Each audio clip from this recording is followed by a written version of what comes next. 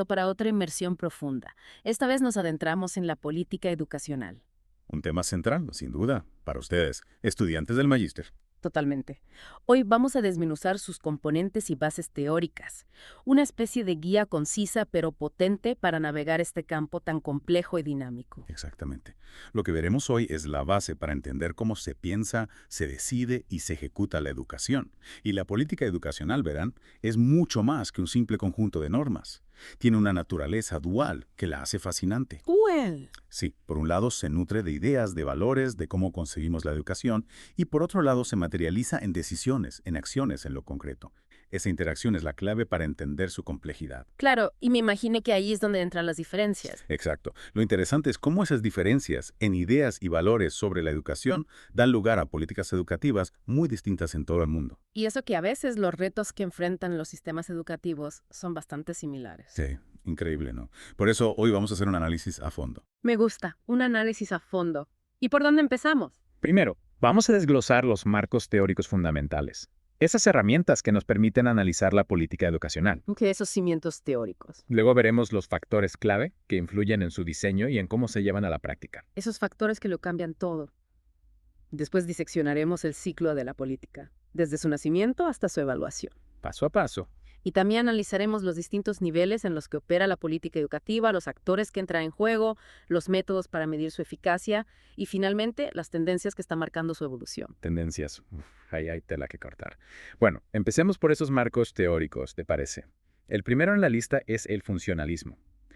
Para alguien que no está muy familiarizado, ¿cuál sería la idea central de esta perspectiva?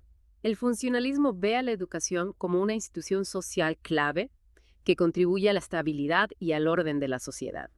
Lo hace a través de lo que se llaman funciones manifiestas. Manifiestas. Son los propósitos intencionales reconocidos de la educación y también a través de funciones latentes, que son estos efectos no buscados directamente o menos obvios. Imagina la sociedad como un organismo donde cada parte tiene una función. La educación sería un órgano vital para mantener ese equilibrio. Manteniendo el sistema en orden, digamos. Exacto, sobre la base de valores compartidos. Interesante. ¿Y cuáles serían esas funciones principales que el funcionalismo le asigna a la educación? Bueno, tenemos la transmisión cultural, que inculca las normas, creencias, valores de una sociedad. La socialización, que nos enseña a comportarnos, a interactuar. La solidaridad social, que fomenta el sentido de pertenencia. Y la asignación de roles, que prepara a los individuos para sus ocupaciones futuras. Y ahí entra la meritocracia, ¿verdad? Que cada uno ocupe el lugar que merece en la sociedad. ¿Y quiénes son los grandes nombres asociados a esta visión? Émile Durkheim es clave. Él veía la educación como la herramienta para la integración social, para inculcar esas normas y valores que permiten que la sociedad funcione en armonía. Armonía, esa palabra clave para el funcionalismo. Sí, y Talcott Parsons también es fundamental. Él decía que la educación nos prepara para la vida adulta, para la transición de los valores familiares a los valores sociales. Y también destacaba el aspecto de la meritocracia, respondiendo a las necesidades de la sociedad. Ok, aquí viene lo bueno. Si nos basamos en esta idea de consenso de valores, ¿qué implicaciones tendría para el diseño e implementación de políticas educativas? Bueno, una implicación sería que las políticas podrían diseñarse para promover específicamente un conjunto de valores y normas que se consideran esenciales para la cohesión social. A través del currículo de la cultura escolar. Exactamente.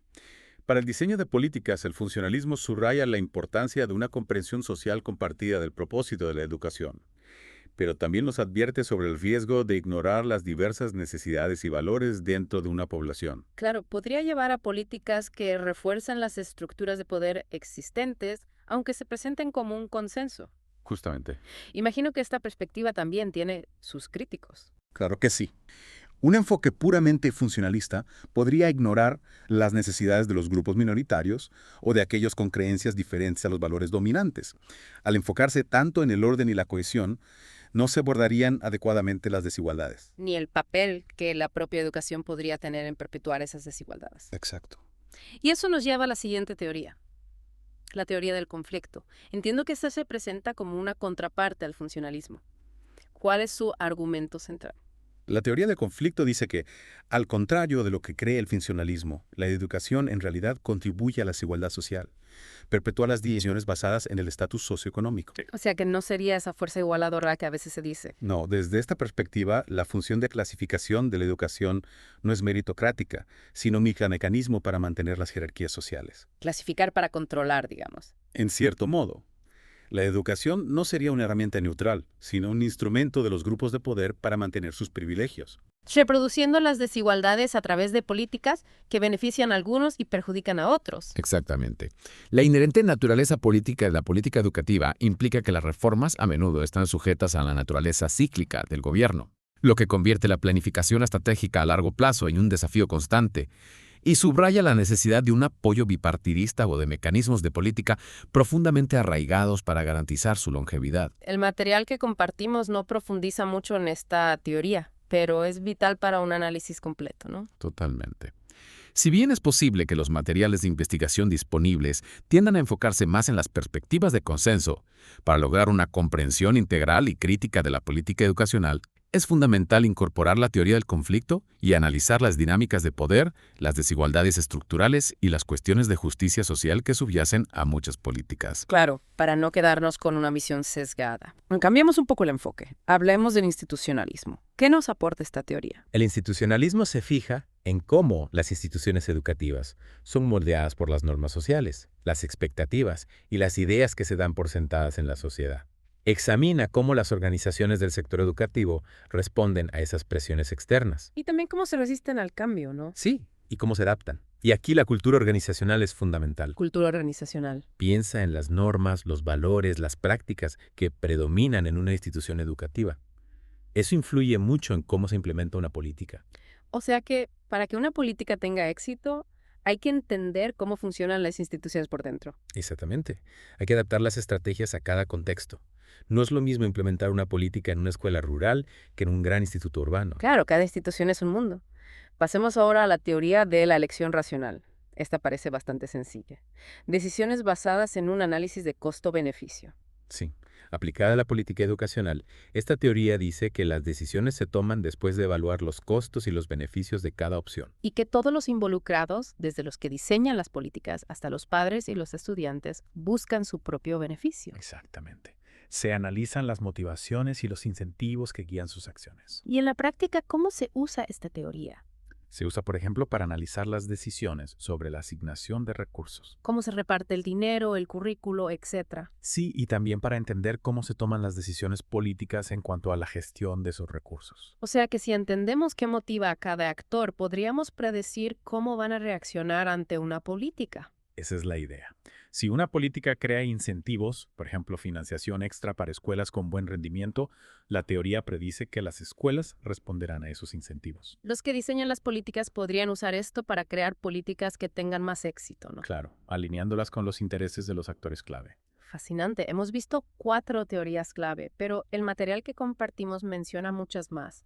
¿Podrías darnos un panorama general de esas otras teorías relevantes? Por supuesto. La teoría crítica, que se centra en las estructuras de poder y las desigualdades. La teoría feminista, que examina las desigualdades de género. La teoría de la difusión de políticas, que analiza cómo se propagan las políticas entre regiones. La teoría del incrementalismo, que dice que los cambios de la política suelen ser graduales. El marco de múltiples flujos, que examina cómo convergen los problemas, las propuestas y la política para crear oportunidades de cambio. El constructivismo social, que dice que los significados se construyen socialmente. La teoría liberal, con su enfoque en el mercado. El enfoque de las capacidades, que evalúa las políticas en función de su capacidad de mejorar las libertades individuales. La teoría del capital cultural, que analiza cómo las políticas impactan en las jerarquías sociales. La teoría de sistemas, que ve el sistema educativo como una red compleja. Las teorías ideológicas, que resaltan la influencia de las creencias y los valores. Y la teoría del actor-red, que se centra en cómo se lleva a cabo una política a través de las interacciones entre actores. La teoría de la difusión de políticas es útil para comprender por qué ciertas reformas educativas ganan terreno en diferentes estados o países, quizás debido a efectos de red o al éxito percibido en otros lugares. Una buena colección de herramientas teóricas. ¿Qué nos dice esta diversidad sobre la política educacional? Es multifacética. Cada teoría nos da una perspectiva diferente. Para entenderla en toda su complejidad, necesitamos usar varios marcos teóricos. Como un rompecabezas, cada pieza aporta algo. Exacto. La tabla 1 del material nos da un resumen de estas teorías. Un buen punto de referencia. Bueno, ya hemos visto las teorías, ahora pasemos a los factores que influyen en la política educativa en la práctica. Empecemos por las influencias políticas. Es evidente que la política está muy presente en este campo, pero ¿qué puntos clave debemos tener en cuenta? La política educacional está íntimamente ligada al panorama político. Las ideas de los partidos políticos influyen muchísimo en las prioridades y en la dirección de las reformas. Y eso a veces genera inestabilidad, ¿no? Sí, esa naturaleza partidista lleva a cambios frecuentes en las leyes educativas con cada nuevo gobierno, muchas veces sin un consenso real. Un vaivén constante. Exacto. Y además los procesos de toma de decisiones están muy influenciados por las organizaciones políticas y los grupos de interés de la sociedad. Hablabas de coaliciones, élites, grupos de presión. Todos ellos influyen en la formulación e implementación de políticas. Intentan que las cosas se hagan a su manera. Sí, el problema es que la influencia de los ciclos políticos a veces fomenta una visión cortoplacista, lo que dificulta la planificación a largo plazo en educación. Claro, si una política está muy ligada a un partido, puede desaparecer cuando ese partido pierde el poder. Exactamente. La inherente naturaleza política de la política educativa implica que las reformas a menudo están sujetas a la naturaleza cíclica del gobierno, lo que convierte la planificación estratégica a largo plazo en un desafío constante y subraya la necesidad de un apoyo bipartidista o de mecanismos de política profundamente arraigados para garantizar su longevidad. Entonces, para analizar una política educativa no basta con fijarse en los aspectos educativos, ¿no? Hay que entender también el juego político. Totalmente. Hay que conocer el contexto político, las motivaciones de los actores. Los que diseñan las políticas deben ser hábiles negociadores y crear alianzas para que las reformas educativas tengan continuidad. Como en un tablero de ajedrez, cada movimiento cuenta. Exacto. El siguiente factor clave son las consideraciones económicas. Aquí entra la idea de la educación como inversión. ¿Podrías explicarnos esto? Sí, la teoría del capital humano ve la educación como una inversión en las habilidades y conocimientos de las personas, lo que beneficia a nivel individual y social. Una inversión que genera beneficios económicos. Exacto. Esta idea a menudo impulsa políticas para crear una fuerza laboral cualificada y mejorar la competitividad del país. Las preguntas clave son cuánto cuesta la educación y cómo se reparten los recursos. Y claro, la economía del país influye mucho en la política educativa. Muchísimo. Las crisis económicas o los cambios en las prioridades pueden llevar a recortes en la financiación de la educación, lo que afecta a todo. Salarios de profesores, infraestructura. Un efecto dominó. Sí, por eso es importante que se consideren las implicaciones económicas y se busquen modelos de financiación sostenibles y equitativos. Que el dinero se use bien, vaya. Exacto. Hablemos ahora de las dinámicas sociales. ¿Cómo influyen las normas y los valores de una sociedad en la política educativa? Influyen mucho. Las políticas educativas a menudo se crean para promover objetivos sociales, como la igualdad de oportunidades o la justicia social. Las normas sociales, las de género, los cambios demográficos, todo eso influye en las prioridades y en cómo se implementan las políticas. La educación como herramienta para el cambio social. Sí, y también para fortalecer la cohesión social y la identidad nacional.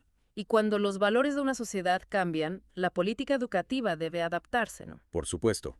Si hay una mayor conciencia sobre las desigualdades, por ejemplo, se exige que las políticas promuevan la equidad y la inclusión. Las políticas que no se adaptan a esos cambios pueden encontrar resistencia. Claro, pierden legitimidad. Los que diseñan las políticas deben ser sensibles a las dinámicas sociales y adaptar las políticas a las necesidades de la sociedad. Estar a la altura de las circunstancias. Exacto. Por último, el contexto cultural. A veces parece que se le resta importancia, pero nuestro material lo destaca como un factor primordial. ¿Por qué es tan crucial? El contexto cultural es fundamental porque la educación siempre ha tenido entre sus objetivos la transmisión de la cultura. Formar ciudadanos. Sí, y los valores, las creencias que sustentan las políticas educativas están muy ligados a la cultura de cada sociedad. La educación no puede ser ajena a la cultura. Exacto. El reconocimiento y el respeto de los valores culturales son esenciales para que la política educativa sea efectiva. ¿Y qué pasa si una política ignora el contexto cultural? Puede generar rechazo en las comunidades y ser ineficaz. Intentar imponer una política estandarizada sin tener en cuenta la cultura local es un error. Puede ser contraproducente. Sí, por eso es vital que se involucre a las comunidades locales y se comprenda su contexto cultural. Diálogo y colaboración para crear políticas adecuadas a cada realidad. Exacto. Bueno, ya hemos visto las teorías y los factores que influyen en la política educativa. Ahora, vamos al meollo del asunto. ¿Cómo se desarrolla? Empecemos por la primera etapa, la formulación. ¿Qué ocurre en esta fase inicial? En la formulación se identifica un problema o una necesidad en el sistema educativo que requiere una respuesta en forma de política. El punto de partida. Sí, esto implica consultar con distintos actores para entender el problema desde varias perspectivas. Aquí entra en juego la problematización. Problematización. Es definir el problema de una manera que justifique la intervención política. Enmarcarlo para que se vea la necesidad de actuar. Exacto. Luego viene la redacción de la propuesta de política, que traduce el problema y las posibles soluciones en un documento concreto. Es crucial este proceso de problematización, que esencialmente define un problema educativo de manera que exige una solución política. Y esa definición inicial del problema marca el rumbo de la política. Totalmente. La forma en que se enmarca un problema influye mucho en las soluciones que se van a considerar. Por ejemplo, si se define un problema como bajos resultados en pruebas, las soluciones se centrarán en el currículo y la evaluación, quizás ignorando problemas sistémicos más profundos. O sea que una buena formulación implica definir bien el problema y que participen todos los interesados. Exacto, para que la política sea relevante y aborde las causas del problema. Y una vez formulada la política, ¿cuál es el siguiente paso? La toma de decisiones. ¿Quiénes deciden y qué factores influyen en sus decisiones? En esta etapa, las autoridades competentes, como los gobiernos o las juntas escolares, examinan la política y deciden si la aprueban o la rechazan. El momento de la verdad. Sí, influyen muchos factores. La política, la economía, las presiones sociales, la evidencia disponible. Un cóctel complejo. Y la teoría de la elección racional dice que los que deciden sopesan los costos y beneficios de cada opción. Buscando lo que más les conviene. Claro, los factores demográficos también influyen. Y no olvidemos que esta etapa es muy política, con grupos de interés presionando para que se decida a su favor. Un tira y afloja. La decisión final puede ser un compromiso o reflejar la influencia de ciertos grupos. Y para que esas decisiones sean legítimas, ¿qué es fundamental? La transparencia y la rendición de cuentas. Si el proceso es claro y abierto, la gente confía más en las decisiones y la política tiene más legitimidad. La clave es que no haya nada oculto. Exacto. La siguiente etapa es la implementación. Aquí la política pasa del papel a la práctica y sabemos que a veces las cosas no salen como se esperaba. ¿Cuáles son los principales desafíos? La implementación consiste en poner en práctica la política aprobada. Los desafíos son muchos. Hay que interpretar la política y aplicarla en todos los niveles del sistema educativo. Bajarla a la realidad. Sí, y a menudo hay resistencia al cambio, tanto individual como institucional. La gente se acomoda a lo que conoce. Para que la implementación sea exitosa, se necesita una comunicación clara, recursos suficientes y estrategias para involucrar a todos. Todos remando en la misma dirección. Es vital que la gente entienda la política y su justificación. Que sepan por qué se está haciendo. Si no, la política puede fracasar por muy bien diseñada que esté. La teoría y la práctica no siempre van de la mano. Es cierto. Hay que prever los desafíos de la implementación y tener estrategias para superarlos. Anticiparse a los problemas. Exacto. Y por último, la etapa de evaluación. ¿Cómo sabemos si una política está funcionando bien? En la evaluación se analiza la efectividad de la política implementada. ¿Se rinden cuentas? Sí, se examina el currículo, la enseñanza, la evaluación, los beneficios para los distintos actores. Se mira si se han cumplido los objetivos. Exacto. Hay muchos métodos de evaluación basados en diferentes teorías. La investigación empírica es clave para ver si la política está logrando lo que se esperaba. Los datos son los que mandan. También se analiza el contexto, la definición del problema, los valores de la política, los procesos de implementación, los actores involucrados. Un análisis completo. Para evaluar bien es esencial tener datos de calidad.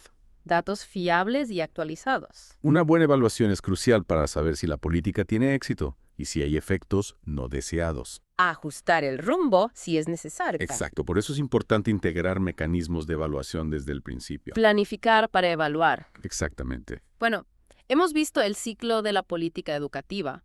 Ahora veamos los diferentes niveles en los que opera. Empecemos por el nivel escolar. ¿Qué tipo de políticas encontramos aquí? A nivel escolar, la política se centra en el funcionamiento interno de las escuelas. Abarca las prácticas de enseñanza y aprendizaje en las aulas. Lo que ocurre en el día a día.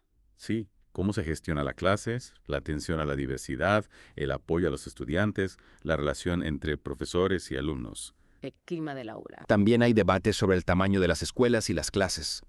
Y las escuelas privadas suelen tener sus propias políticas. dentro del marco general. Un margen de autonomía. Estas políticas escolares influyen directamente en la experiencia de los estudiantes y los educadores. Marcan la calidad de la enseñanza. Y estas políticas pueden variar mucho entre escuelas, reflejando su autonomía y sus contextos. Cada escuela se adapta a su realidad. Por eso es importante entender cómo interactúan las políticas de niveles superiores con lo que ocurre en las escuelas. Ver la foto completa. Exacto. Subiendo de nivel, tenemos las políticas nacionales. Estas establecen las directrices para todo el sistema educativo de un país. ¿Qué las caracteriza? Las políticas nacionales son las estrategias y objetivos generales para la educación en un país. Las define el gobierno y buscan mejorar la calidad, la accesibilidad, la equidad y la pertinencia de la educación. Una visión global. Abarcan todas las etapas educativas y muchos temas. El currículo, la formación docente, la financiación, la rendición de cuentas. Las grandes líneas maestras. Las políticas nacionales establecen el marco para que la educación cumpla con los objetivos del país. Suelen reflejar los valores sociales, económicos y políticos de la nación. La educación como reflejo de la sociedad. Y los cambios en estas políticas pueden tener un gran impacto en todo el sistema educativo. Un cambio arriba afecta a todos los niveles. Exacto.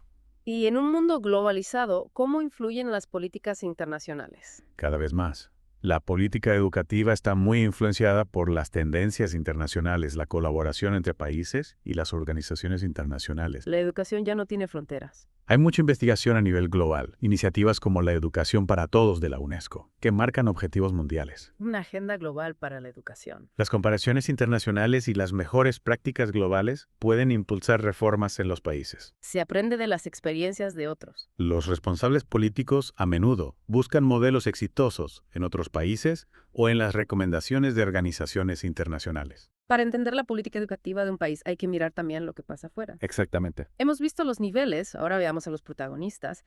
Empecemos por los órganos gubernamentales. ¿Quiénes son y qué papel juegan? Los órganos gubernamentales son actores clave en todas las etapas de la política educativa. Los que tienen el poder de decisión. Sí, están en todos los niveles: local, regional, nacional, internacional. Desde el ministerio hasta la escuela. Son los ministerios de educación, los parlamentos, las autoridades locales. Un entramado complejo. Sus ideologías y prioridades marcan la dirección de la política educativa. La política influye en la educación, inevitablemente. En la mayoría de los países, los gobiernos tienen la última palabra en educación. El Estado como garante del derecho a la educación. Y la forma en que se organiza el gobierno, más centralizado o descentralizado, influye en cómo se desarrollan las políticas. La estructura del poder importa. Para analizar la política educativa, hay que entender cómo funciona el gobierno. ¿Quién decide qué? Pasemos a las instituciones educativas. Su papel va más allá de simplemente cumplir las normas. Sí, las instituciones educativas no solo implementan las políticas, también ayudan a darles forma. A través de su experiencia en la práctica. Exacto. Dan su opinión, hacen propuestas. Una visión desde la trinchera. Y recordemos que las instituciones privadas también pueden tener sus propias políticas dentro del marco general. Un espacio para la innovación. La capacidad de las instituciones para implementar las políticas depende de muchos factores. El liderazgo, los recursos, la cultura organizacional. La cultura, ese factor intangible pero tan importante. Para que las políticas funcionen, los que las diseñan deben trabajar con las instituciones y darles apoyo. Una colaboración esencial. Exacto. Ahora, los docentes están en la primera línea de la educación. Los docentes son quienes ponen en práctica la política educativa en el aula. Su formación, sus condiciones laborales, su desarrollo profesional. Todo eso está influenciado por las políticas. Son el motor del sistema. Hay políticas específicas para la docencia, que abordan temas como la contratación, la retención, la formación. Cuidar a los docentes es cuidar la educación. La motivación y la eficacia de los docentes afectan directamente la calidad de la educación. Un buen profesor puede marcar la diferencia. Por eso es fundamental tener en cuenta sus necesidades y perspectivas. Escuchar a los que están en el frente. Exacto. Los estudiantes, los grandes beneficiarios de la educación. ¿Cómo se les considera en la política educativa? Los estudiantes son el centro de la educación. Las políticas deben asegurar que todos tengan acceso a una educación de calidad, independientemente de su origen o capacidades. Igualdad de oportunidades para todos. El objetivo final de la educación es atender a las necesidades de los estudiantes. pero a veces sus voces no se escuchan lo suficiente en el proceso político. Hay que darles más protagonismo. Es importante incluir sus perspectivas para crear políticas más relevantes y efectivas. Que la educación responda a sus necesidades reales. Exactamente. Y los padres, las familias, también son actores importantes. Por supuesto. Los padres tienen un gran interés en la educación de sus hijos. Tienen derechos y pueden apoyar el aprendizaje de muchas maneras. La familia como pilar de la educación. Hay modelos que fomentan la participación de los padres en la escuela, lo que mejora el currículo y el apoyo de la comunidad. Una educación más conectada con el entorno. Los padres son socios clave en la educación de sus hijos. El nivel de participación de las familias puede verse influenciado por las políticas y por la actitud de las escuelas. Abrir las puertas de la escuela a las familias. Es importante facilitar la participación de las familias en el desarrollo e implementación de las políticas educativas. Para crear una comunidad educativa más fuerte. Exactamente. Finalmente, las organizaciones de la sociedad civil. ¿Cuál es su papel? Las organizaciones de la sociedad civil son actores clave en la política educativa. OSS, grupos de defensa de derechos, organizaciones comunitarias. Sí, pueden abogar por cambios, ofrecer perspectivas alternativas, participar en la gestión y evaluación de la educación. Una voz crítica y constructiva. Representan los intereses de la comunidad y exigen que se rindan cuentas. Un contrapeso al poder. Son intermediarias entre el gobierno, las escuelas y la comunidad. Su participación enriquece el proceso político y ayuda a crear políticas más inclusivas. Un puente entre la sociedad y la educación. Exacto. Hemos visto a los actores, volvamos a la evaluación. ¿Cómo se mide la efectividad de las políticas educativas? La evaluación es clave para saber si las políticas están funcionando. A ponerlas a prueba. Se analiza el currículo, la enseñanza, la evaluación, los beneficios para los actores. Un examen a fondo. Hay muchos métodos de evaluación basados en diferentes teorías. La investigación empírica es fundamental para ver si se están logrando los objetivos. La evidencia científica. También se analiza el contexto, la definición del problema, los valores, los procesos, los actores. Un enfoque holístico. Para una buena evaluación se necesitan datos de calidad. Información fiable y relevante. La evaluación sirve para saber si la política tiene éxitos, si hay efectos no deseados, si hay que hacer ajustes. Un proceso de mejora continua. Es importante integrar la evaluación desde el diseño de la política. Evaluar para aprender y mejorar. Exacto. Para terminar, veamos el panorama actual. ¿Cuáles son las tendencias y debates que están marcando la política educativa a nivel global y local? La política educativa está en constante cambio. Hay muchas tendencias y debates que la están moldeando. Un campo dinámico. Los temas clave son el acceso a la educación, la calidad del currículo, las modalidades de aprendizaje, la financiación, la rendición de cuentas, los estándares de éxito, las intervenciones para mejorar el rendimiento. Muchos frentes abiertos. También hay un debate sobre el papel del Estado y de los padres en la educación. ¿Quién decide qué? Iniciativas como la Educación para Todos de la UNESCO buscan una educación de calidad para todos. Un objetivo ambicioso. Hay debates sobre el tamaño de las escuelas, la libre elección de escuela, la privatización, la formación docente, el currículo, los requisitos para graduarse. Además que generan controversia. Entre las tendencias emergentes, vemos un énfasis en la educación inclusiva, el aprendizaje personalizado, el desarrollo de habilidades para el futuro. Adaptarse a un mundo cambiante. También preocupa la falta de docentes cualificados. Y la igualdad de género en la educación sigue siendo una prioridad. Un largo camino por recorrer. Estas tendencias reflejan un esfuerzo global para que la educación sea más equitativa, accesible, de calidad y relevante. Un reto para todos. Comprender estas tendencias es fundamental para los que diseñan políticas y para los investigadores. Para crear una educación mejor para el futuro. Exacto. Bueno, ha sido un recorrido muy completo por la política educacional. Creo que esta inmersión profunda ha sido muy útil para nuestros estudiantes del magíster. Sin duda. Hemos visto la definición, la naturaleza dual, los marcos teóricos, los factores que influyen, el ciclo de la política, los niveles, los actores, la evaluación y las tendencias actuales. Un panorama general para entender este campo tan complejo. Para crear políticas educativas que sean equitativas, efectivas y relevantes, hay que integrar todos estos aspectos. Una visión holística. Y para terminar, una pregunta para nuestros oyentes, especialmente para los estudiantes del magíster. De todas las teorías que hemos visto, ¿cuáles creen que son más útiles para analizar un problema específico de política educativa? Una buena reflexión para seguir profundizando.